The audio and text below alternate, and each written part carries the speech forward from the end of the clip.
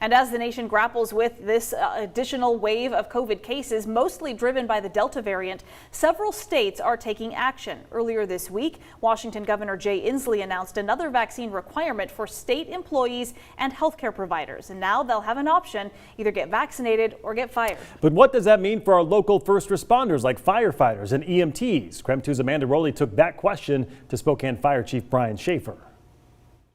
This vaccine has now been arms for over a year, safely and effectively. Washington Governor Jay Inslee is requiring state employees and healthcare providers to get vaccinated. Shortly after this announcement, the city of Spokane said it is not considering a vaccine mandate for its employees at this time.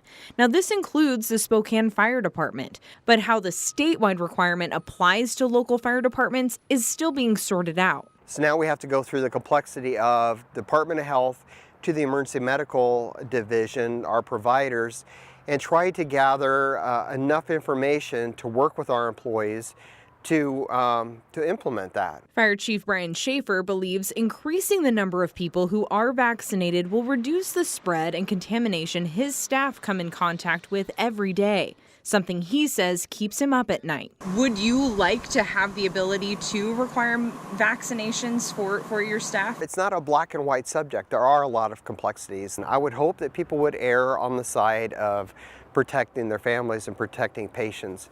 But I also understand that that's not the case, and people don't feel that way when it comes to vaccinating or not. Is that frustrating to you that the city is not considering a vaccination mandate?